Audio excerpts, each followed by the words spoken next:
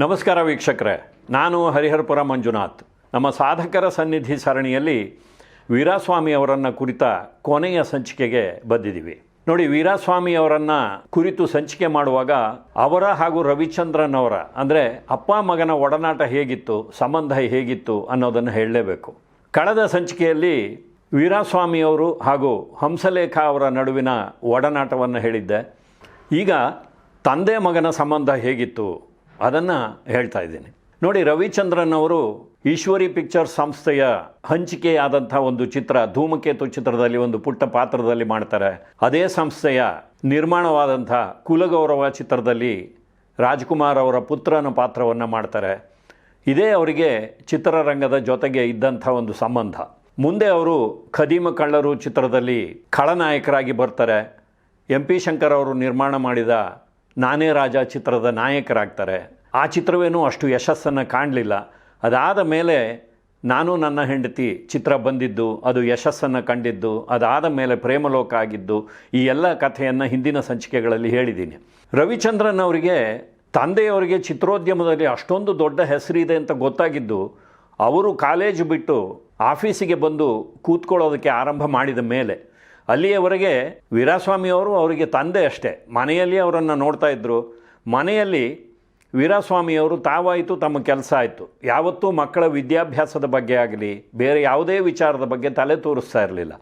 ರವಿಚಂದ್ರನ್ ಅವರು ಹೇಳ್ಕೊಳ್ಳೋ ಪ್ರಕಾರ ತಂದೆಗೆ ತಮ್ಮ ಮೇಲೆ ನಂಬಿಕೆ ಇತ್ತು, ತನ್ನ ಭವಿಷ್ಯವನ್ನು ತಾನೇ ರೂಪಿಸ್ಕೊಳ್ಳಿ ಅಂತ ಅವರು ನನ್ನನ್ನು ಬಿಟ್ಟುಬಿಟ್ಟಿದ್ರು.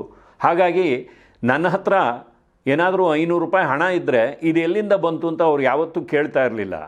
ಹಾಗೆಯೇ ಸುಮ್ಮನೆ ನನ್ನ ಕೈಗೆ 500 ರೂಪಾಯಿ ಕೊಟ್ಬಿಟ್ಟು ಹೋಗು ಮಜಾ ಮಾಡು ಅಂತ ನನಗೆ ಹೇಳ್ತಾನೂ ಇರಲಿಲ್ಲ. ಆದರೆ ತಮ್ಮ ಜೊತೆಯಲ್ಲಿ ಕರ್ಕೊಂಡು ಹೋಗ್ತಾಯಿದ್ರು. ಸಹಜ ಎನ್ನುವ ರೀತಿಯಲ್ಲಿ ಕೆಲಸಗಳನ್ನು ಮಾಡಿಸ್ತಾಯಿದ್ರು. ಹಾಗಾಗಿ ನಾನು ಕೆಲಸವನ್ನು ಕಲಿತಾ ಹೋದೆ. ಒಮ್ಮೆ ಆಫೀಸಿಗೆ ಬಂದು ಕೂತ ಮೇಲೇ ನನ್ನ ತಂದೆಗೆ ಚಿತ್ರೋದ್ಯಮದಲ್ಲಿ ಎಷ್ಟೊಂದು ಗೌರವ ಇದೆ ಅನ್ನೋದು ನನಗೆ ಗೊತ್ತಾಗಿದ್ದು ಅಂತ ರವಿಚಂದ್ರನ್ ಅವರೇ ಹೇಳ್ಕೊಂಡಿದ್ದಾರೆ.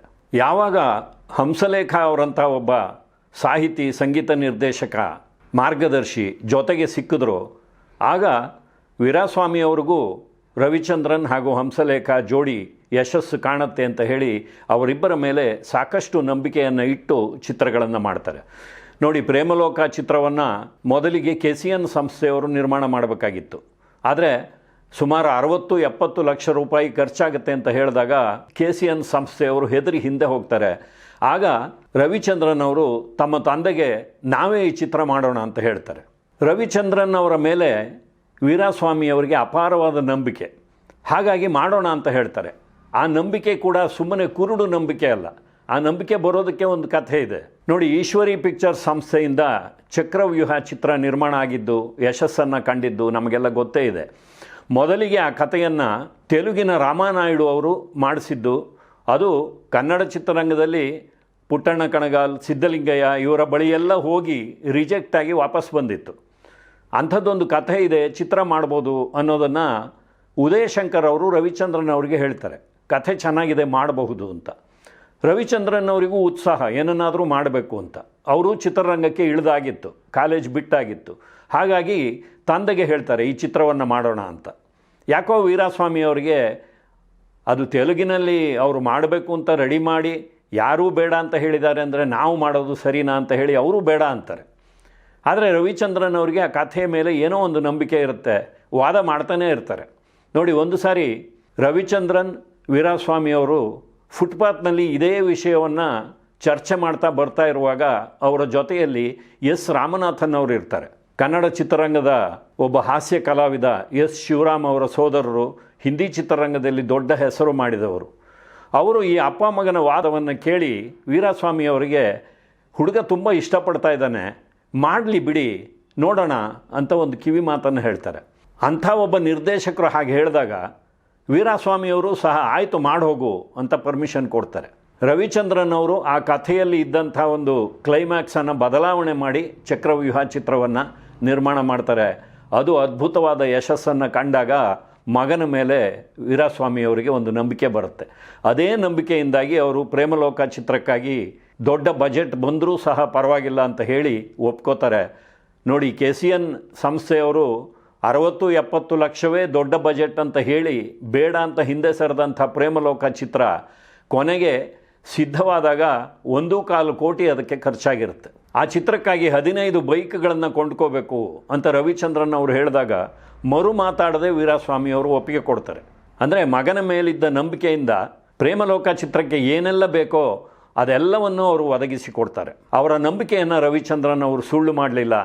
ಚಿತ್ರ ಅದ್ಭುತವಾದ ಯಶಸ್ಸನ್ನು ಕಾಣ್ತು. ಆದರೆ ಯಶಸ್ಸಿನ ಓಟ ಯಾವತ್ತೂ ಒಂದೇ ರೀತಿ ಇರೋದಿಲ್ಲ. ಯಾವಾಗ ಶಾಂತಿ ಕ್ರಾಂತಿ ಚಿತ್ರ ಫೇಲ್ಯೂರ್ ಆಯಿತೋ ಆಗ ರವಿಚಂದ್ರನ್ ಅವರು ಅಕ್ಷರಶಃ ಖಾಲಿಯಾಗಿ ಹೋಗ್ತಾರೆ. ಅಂದರೆ ಹಣದ ವಿಚಾರದಲ್ಲಿ ಏನೋ ನಿರೀಕ್ಷೆಯನ್ನು ಇಟ್ಕೊಂಡು ಮಾಡಿದಂಥ ಚಿತ್ರ ಯಶಸ್ಸನ್ನು ಕಾಣಲಿಲ್ಲ. ದೊಡ್ಡ ಮೊತ್ತದ ಹಣ ಕೈ ಬಿಡುತ್ತೆ. ಆ ಸಂದರ್ಭದಲ್ಲಿ ಆ ಚಿತ್ರ ತೆಗೆಯೋದಕ್ಕೂ ಮುಂಚೆ ಅವರು ಒಂದು ವಿದೇಶಿ ಹೋಂಡಾ ಕಾರನ್ನು ತುಂಬ ಇಷ್ಟಪಡ್ತಾಯಿದ್ರು. ಅದು ವೀರಾಸ್ವಾಮಿ ಅವರಿಗೆ ಗೊತ್ತಿತ್ತು. ಒಂದು ದಿನ ರವಿಚಂದ್ರನ್ ಅವರು ಶಾಂತಿ ಕ್ರಾಂತಿ ಚಿತ್ರದ ಸೋಲಿನ ನಂತರ ಮನೆಗೆ ಬರ್ತಾರೆ. ಬಂದರೆ ಬಾಗಿಲಲ್ಲಿ ಅವರು ಬಯಸಿದ್ದಂಥ ಆ ವಿದೇಶಿ ಹೋಂಡಾ ಕಾರ್ ನಿಂತಿರುತ್ತೆ. ಅಂದರೆ ಆ ಕಷ್ಟದ ದಿನಗಳಲ್ಲೂ ಸಹ ವೀರಾಸ್ವಾಮಿಯವರು ಮಗ ಇಷ್ಟಪಟ್ಟಿದ್ದಾನೆ ಅಂತ ಹೇಳಿ ಆ ಕಾರನ್ನು ಮನೆ ಮುಂದೆ ತಂದು ನಿಲ್ಲಿಸಿರ್ತಾರೆ. ಅದು ಅಪ್ಪ ಮಗನ ನಡುವೆ ಇದ್ದಂಥ ಒಂದು ಸಂಬಂಧ. ನೋಡಿ, ನಾನು ಆಗಲೇ ಹೇಳಿದೆ, ಬಾಲ್ಯದಲ್ಲಿ ಅವರು ಯಾವುದರ ಬಗ್ಗೆನೂ ತಲೆ ಕೆಡಿಸ್ಕೋತಾ ಇರಲಿಲ್ಲ.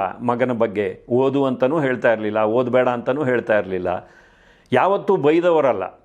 ಆದರೆ ಯಾವುದೋ ಒಂದು ಸಂದರ್ಭದಲ್ಲಿ ರವಿಚಂದ್ರನ್ ಅವರ ಮೇಲೆ ವೀರಾಸ್ವಾಮಿಯವರು ಗದರ್ತಾರೆ.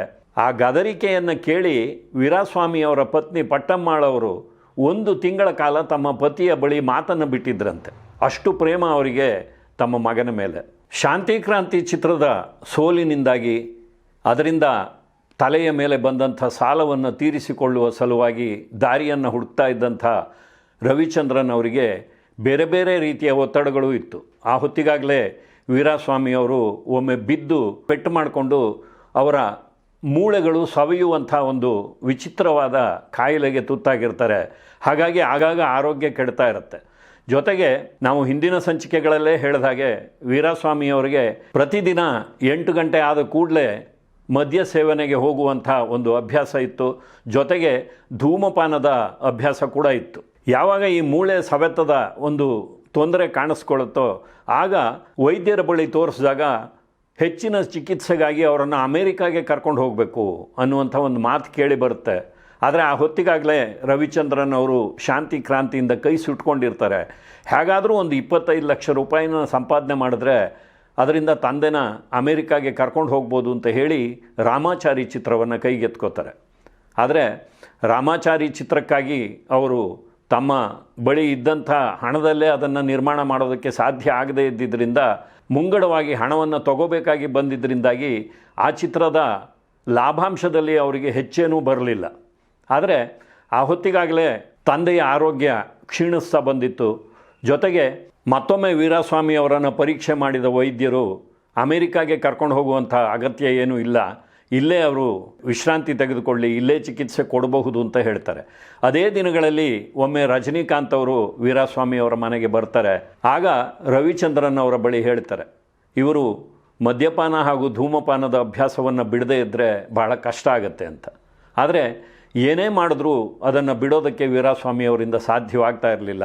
ಕೊನೆಗೆ ಇನ್ನು ಹೇಗೂ ಅವರ ಕೊನೆಯ ದಿನಗಳು ಸಮೀಪಿಸ್ತಾ ಇದೆ, ಆದ್ದರಿಂದ ನಾವೇ ಅವರಿಗೆ ಬೇಕಾದ್ದನ್ನು ಕೊಟ್ಟು ಬಿಡೋಣ ಅಂತ ರಜನಿಕಾಂತ್ ಹಾಗೂ ರವಿಚಂದ್ರನ್ ಅವರು ಮಾತಾಡಿಕೊಳ್ಳುವ ಮಟ್ಟಕ್ಕೆ ಅವರ ಆರೋಗ್ಯ ಕ್ಷೀಣಿಸ್ತಾ ಇರುತ್ತೆ. ನಾವು ಆರಂಭದಲ್ಲೇ ಹೇಳಿದ್ದೀವಿ, ವೀರಾಸ್ವಾಮಿಯವರು ತಮಿಳುನಾಡಿನಿಂದ ಇಲ್ಲಿಗೆ ವಲಸೆ ಬಂದವರು ಅಂತ. ಅವರದ್ದು ದೊಡ್ಡ ಕುಟುಂಬ. ಈಶ್ವರಿ ಪಿಕ್ಚರ್ಸ್ನಂಥ ಸಂಸ್ಥೆಯನ್ನು ಕಟ್ಟಿ ಬೆಳೆಸಿ ಮಗ ರವಿಚಂದ್ರನ್ ಕೂಡ ಕನ್ನಡ ಚಿತ್ರರಂಗದಲ್ಲಿ ದೊಡ್ಡ ಸೂಪರ್ ಸ್ಟಾರ್ ಆದ ಮೇಲೆ ನೆಂಟರಿಷ್ಟರು ಬರೋದು ಹೋಗೋದು ಇದ್ದೇ ಇರುತ್ತೆ. ಯಾವಾಗ ವೀರಾಸ್ವಾಮಿಯವರ ಆರೋಗ್ಯ ಸರಿ ಇಲ್ಲ ಅಂತ ಗೊತ್ತಾಗುತ್ತೋ ಆಗ ಹಿಂಡುಗಟ್ಟಿಕೊಂಡು ನೆಂಟರಿಷ್ಟರೆಲ್ಲ ಬಂದು ಮನೆಯಲ್ಲಿ ಠಿಕಾಣೆ ಹೂಡಿರ್ತಾರೆ. ಪ್ರತಿದಿನ ಅವರನ್ನು ನೋಡಿದಾಗ ರವಿಚಂದ್ರನ್ ಅವರಿಗೆ ಏನು ನಮ್ಮ ತಂದೆ ಸಾಯ್ತಾರೆ ಅಂತ ನೀವೆಲ್ಲ ಬಂದು ಕೂತಿದ್ದೀರಾ ಇಲ್ಲಿ ಅಂತ ಕೇಳುವಷ್ಟು ಕೋಪ ಬರ್ತಾ ಇರುತ್ತೆ. ನಮ್ಮ ತಂದೆಯವರಿಗೆ ಏನಾದರೂ ಆದರೆ ನಾನು ಹೇಳಿ ಕಳಿಸ್ತೀನಿ, ನೀವೆಲ್ಲ ಹೊರಟು ಹೋಗಿ ಅಂತ ಹೇಳುವ ಮಟ್ಟಕ್ಕೆ ಅವರಿಗೆ ಕೋಪ ಬಂದಿರುತ್ತೆ. ಕೊನೆಗೆ 1992 ಇಸ್ವಿ ಆಗಸ್ಟ್ ತಿಂಗಳ 23ನೇ ತಾರೀಕು ವೀರಾಸ್ವಾಮಿಯವರು ತಮ್ಮ 60ನೇ ವಯಸ್ಸಿನಲ್ಲಿ ಕೊನೆಯುಸಿರೆಳೀತಾರೆ. ವೀರಾಸ್ವಾಮಿಯವರನ್ನು ಕುರಿತ ಸರಣಿಯನ್ನು ಮುಗಿಸುವ ಮುನ್ನ ಒಂದೆರಡು ಅಂಶಗಳನ್ನು ನಿಮಗೆ ಹೇಳಲೇಬೇಕು. ನಮ್ಮ ಹಿಂದಿನ ಸಂಚಿಕೆಗಳಲ್ಲಿ ವೀರಾಸ್ವಾಮಿ ಅವರನ್ನು ಕನ್ನಡ ಚಿತ್ರರಂಗದ ಆಧಾರ ಸ್ತಂಭ ಅಂತ ಕರೆದಿದ್ದು, ಅದನ್ನು ನಮ್ಮ ಸಂಚಿಕೆಯ ಒಂದು ಟೈಟಲ್ನಲ್ಲಿ ಕೂಡ ಹಾಕಿದ್ದನ್ನು ಒಬ್ಬ ವೀಕ್ಷಕರು ಆಕ್ಷೇಪವನ್ನು ವ್ಯಕ್ತಪಡಿಸಿದರು. ಕನ್ನಡದ ಮೊದಲ ವಾಕ್ಚಿತ್ರ ಯಾವುದು, ಅದನ್ನು ನಿರ್ಮಾಣ ಮಾಡಿದವರು ಯಾರು, ನಿರ್ದೇಶಕರು ಯಾರು, ಆ ದಿನಗಳಲ್ಲಿ ದುಡಿದವರು ಯಾರು, 1970ರ ದಶಕದಲ್ಲಿ ಬೆಳ್ಳಿ ತೆರೆಗೆ ಬಂದಂಥ ಈಶ್ವರಿ ಪಿಕ್ಚರ್ಸ್ ಸಂಸ್ಥೆಯ ವೀರಾಸ್ವಾಮಿ ಅವರು ಅದು ಹೇಗೆ ಆಧಾರ ಸ್ತಂಭವಾಗ್ತಾರೆ ಅಂತ ನಮ್ಮ ಒಂದು ಅನಿಸಿಕೆಯನ್ನು ಅವರು ಖಂಡಿಸಿದ್ದಾರೆ. ನೋಡಿ ಸ್ವಾಮಿ, ಒಂದು ಚಿತ್ರರಂಗ ಬೆಳೆಯೋದಕ್ಕೆ ಅನೇಕರು ಕಾರಣರಾಗ್ತಾರೆ. ಆಧಾರ ಸ್ತಂಭ ಅಂದರೆ ಒಬ್ಬರಲ್ಲ. ಮೊದಲ ಚಿತ್ರದಿಂದ ಹಿಡಿದು ಕನ್ನಡ ಚಿತ್ರರಂಗ ಒಂದೊಂದು ಹಂತವನ್ನು ದಾಟೋದಕ್ಕೆ ನಿರ್ಮಾಪಕರು, ನಿರ್ದೇಶಕರು, ತಂತ್ರಜ್ಞರು, ನಟರು ಎಲ್ಲರೂ ಕಾರಣರಾಗ್ತಾರೆ. ಅವರೆಲ್ಲರನ್ನ ನಾವು ಪ್ರಾತಸ್ಮರಣೀಯರು ಅಂತ ಕರಿತೀವಿ. ಅಂಥವರ ಪಟ್ಟಿಯಲ್ಲಿ ಖಂಡಿತವಾಗಿಯೂ ವೀರಾಸ್ವಾಮಿ ಅವರು ಇದ್ದಾರೆ. ಯಾಕೆಂದರೆ ಕನ್ನಡ ಚಿತ್ರರಂಗ ಶ್ರೀಮಂತವಾದ ಚಿತ್ರಗಳನ್ನು ನಿರ್ಮಾಣ ಮಾಡೋದಕ್ಕೆ ಕೆಲವು ಸಂಸ್ಥೆಗಳು ಕಾರಣವಾಗಿದ್ದು, ಪದ್ಮಿನಿ ಪಿಕ್ಚರ್ಸ್ ಇರಬಹುದು, KCN ಸಂಸ್ಥೆ ಇರಬಹುದು, ಅದೇ ರೀತಿಯಲ್ಲಿ ಈಶ್ವರಿ ಪಿಕ್ಚರ್ಸ್ ಸಂಸ್ಥೆ ಕೂಡ ಕೆಲಸ ಮಾಡಿದೆ. ಜೊತೆಗೆ ತಾವೊಬ್ಬ ವಿತರಕರಾಗಿ, ಸಿನಿಮಾ ನಿರ್ಮಾಪಕರಾಗಿ, ಫೈನಾನ್ಷಿಯರ್ ಆಗಿ ಕೇವಲ ಹಣದ ಹಿಂದೆ ವೀರಾಸ್ವಾಮಿ ಅವರು ಹೋಗಲಿಲ್ಲ. ಉತ್ತಮವಾದ ತಂತ್ರಜ್ಞರನ್ನು ಹುಡುಕಿ ಕರೆತಂದು ಕೆಲಸ ಕೊಟ್ಟರು. ನೋಡಿ, ಪುಟ್ಟಣ್ಣ ಕಣಗಾಲ್ ಅವರು ನಾಯಕ ಪ್ರಧಾನ ಚಿತ್ರಗಳನ್ನು ಮಾಡದೇ ಇದ್ದಂಥ ಕಾಲಘಟ್ಟದಲ್ಲಿ ಒಬ್ಬ ಹೊಸ ನಾಯಕನನ್ನು ಕರ್ಕೊಂಡು ಬಂದು ಒಂದು ಸಾಹಿತ್ಯ ಕೃತಿಯನ್ನು ಸಿನಿಮಾಗೆ ತರ್ತೀನಿ ಎಂದಾಗ ಅವರ ಮೇಲೆ ನಂಬಿಕೆ ಇಟ್ಟು ಆ ಕಾಲಕ್ಕೆ ದೊಡ್ಡ ಬಜೆಟನ್ನು ಒದಗಿಸಿದವರು ವೀರಾಸ್ವಾಮಿ ಅವರು. ಇಲ್ಲದೇ ಇದ್ದಿದ್ದರೆ ಕನ್ನಡ ಚಿತ್ರರಂಗಕ್ಕೆ ವಿಷ್ಣುವರ್ಧನ್ ಅವರಂಥ ಒಬ್ಬ ಸಾಹಸ ಸಿಂಹ ದೊರಕ್ತಾ ಇದ್ರ. ಅದೇ ರೀತಿಯಲ್ಲಿ ತಮ್ಮ ಮಗನ ಮೇಲೆ ನಂಬಿಕೆ ಇಟ್ಟು ಎಂಥೆಂಥ ಚಿತ್ರಗಳಿಗೆ ಅವರು ಬೆನ್ನೆಲುಬಾಗಿ ನಿಂತರು. ಇದು ಕೇವಲ ತಮ್ಮ ಸಂಸ್ಥೆಯ ಚಿತ್ರಗಳಿಗಾಗಿ ಮಾತ್ರ ಅಲ್ಲ, ಹೊರಗಿನ ನಿರ್ಮಾಪಕರಿಗೆ ಕೂಡ ಅವರು ಬೆನ್ನೆಲುಬಾಗಿ ನಿಂತಿದ್ದರು ಅನ್ನೋದಕ್ಕೆ ಅನೇಕ ಉದಾಹರಣೆಗಳಿದೆ. ನಾವು ಹಿಂದಿನ ಸಂಚಿಕೆಗಳಲ್ಲಿ ಹೇಳಿದ ಹಾಗೆ MP ಶಂಕರ್ ಅವರು ಚಿತ್ರ ನಿರ್ಮಾಣಕ್ಕೆ ಇಳಿತೀನಿ ಅಂದಾಗ ಅವರಿಗೆ ಬೆನ್ನು ತಟ್ಟಿ ಪ್ರೋತ್ಸಾಹ ನೀಡಿದವರು ಇದೇ ವೀರಾಸ್ವಾಮಿ ಅವರು. ಮುಂದೆ MP ಶಂಕರ್ ಅವರು ತಮ್ಮ ಸಂಸ್ಥೆಯಿಂದ ಎಂಥೆಂಥ ಚಿತ್ರಗಳನ್ನು ತಂದರು ಅನ್ನೋದು ನಮ್ಮ ಕಣ್ಣೆದುರಿಗೆ ಇದೆ. BM ವೆಂಕಟೇಶ್ ಅವರಿಗೆ ರಾಜಕುಮಾರ್ ಅವರ ಕಾಲ್ ಶೀಟ್ ಸಿಕ್ಕಿತ್ತು, ಆದರೆ ಸಿನಿಮಾ ಮಾಡೋದಕ್ಕೆ ಅವರ ಬಳಿ ಅಷ್ಟೊಂದು ಹಣ ಇರಲಿಲ್ಲ. ಹಾಗಾಗಿ ಆ ಕಾಲ್ ಶೀಟನ್ನು ಬೇರೆಯವರಿಗೆ ಮಾರಿ ಒಂದಿಷ್ಟು ಹಣ ಮಾಡ್ಕೋಬೋದು ಅಂತ ಅವರು ಯೋಚನೆ ಮಾಡ್ತಾ ಇದ್ದಾಗ, ಬೇಡ ನೀನೇ ಚಿತ್ರ ನಿರ್ಮಾಣ ಮಾಡು ಅಂತ ಹೇಳಿ ಅವರ ಬೆನ್ನಿಗೆ ನಿಂತವರು ಇದೇ ವೀರಾಸ್ವಾಮಿ ಅವರು. ಹಾಗಾಗಿಯೇ BM ವೆಂಕಟೇಶ್ ಅವರು ನಿರ್ಮಾಣ ಮಾಡಿದ ಚಿತ್ರ ನ್ಯಾಯವೇ ದೇವರು. ತಮ್ಮ ಸಂಸ್ಥೆಯ ನಿರ್ಮಾಣದ ಹಂಚಿಕೆಯ ಚಿತ್ರಗಳಿಗಷ್ಟೇ ಅಲ್ಲದೆ ಬೇರೆ ನಿರ್ಮಾಪಕರುಗಳಿಗೆ ಕೂಡ ಅವರು ಆರ್ಥಿಕ ಸಹಾಯವನ್ನು ನೀಡುವುದರ ಜೊತೆಯಲ್ಲಿ ಒಂದು ಪ್ರೋತ್ಸಾಹದ ನುಡಿಗಳನ್ನಾಡಿ ಚಿತ್ರೋದ್ಯಮವನ್ನು ಬೆಳೆಸಿದ್ದು, ಇವೆಲ್ಲವನ್ನು ಎಳೆಯಾಗಿ ಬಿಡಿಸಿಟ್ಟಿದ್ದೀವಿ. ಜೊತೆಗೆ ಹಣ ಸಂಪಾದನೆ ಮಾಡೋದೇ ಮೂಲ ಉದ್ದೇಶ ಅಂತ ಬಂದಂಥ ವೀರಾಸ್ವಾಮಿಯವರು ಆ ಹಣ ಸದ್ಬಳಕೆಯಾಗಬೇಕು, ಜೊತೆಗೆ ಕೆರೆಯ ನೀರನ್ನು ಕೆರೆಗೆ ಚೆಲ್ಲಿ ಅನ್ನುವ ರೀತಿಯಲ್ಲಿ ಚಿತ್ರರಂಗ ಕೂಡ ಬೆಳಿಬೇಕು ಅನ್ನುವ ನಿಟ್ಟಿನಲ್ಲಿ ಸಾಕಷ್ಟು ತಮ್ಮ ಧನ ಸಹಾಯವನ್ನು ಚಿತ್ರರಂಗಕ್ಕೆ ಮಾಡಿದ್ದಾರೆ. ತಾವು ಕರ್ನಾಟಕ ಚಲನಚಿತ್ರ ವಾಣಿಜ್ಯ ಮಂಡಳಿಯ ಅಧ್ಯಕ್ಷರಾಗಿದ್ದಾಗ ಅದಕ್ಕೆ ಸ್ವಂತವಾದ ಒಂದು ಕಟ್ಟಡ ಇರಲಿಲ್ಲ. ಆಗ ವೀರಾಸ್ವಾಮಿಯವರ ವ್ಯಾಪಾರಿ ಬುದ್ಧಿ ಕೆಲಸ ಮಾಡುತ್ತೆ. ಪ್ರತಿಯೊಬ್ಬ ಪ್ರದರ್ಶಕರು ಪ್ರತಿಯೊಂದು ಪ್ರದರ್ಶನಕ್ಕೆ ₹1 ದೇಣಿಗೆಯಾಗಿ ಕೊಡುವ ಮೂಲಕ ವಾಣಿಜ್ಯ ಮಂಡಳಿಗೆ ಸಹಕರಿಸಬಹುದು ಅನ್ನುವ ಒಂದು ನಿಯಮವನ್ನು ಅವರು ತರ್ತಾರೆ. ಆ ಪ್ರಕಾರ ₹1 ತಾನೇ ಒಂದು ಪ್ರದರ್ಶನಕ್ಕೆ ಅಂತ ಪ್ರದರ್ಶಕರು ಕೂಡ ಒಪ್ಕೋತಾರೆ. ಹಾಗೆ ಸಂಗ್ರಹವಾದ ಹಣದಲ್ಲಿ ಕರ್ನಾಟಕ ಚಲನಚಿತ್ರ ವಾಣಿಜ್ಯ ಮಂಡಳಿಗೆ ಸ್ವಂತವಾದ ಒಂದು ಕಟ್ಟಡ ಎದ್ದು ನಿಲ್ಲುತ್ತೆ. ಇದು ವೀರಾಸ್ವಾಮಿಯವರ ಸಾಧನೆ.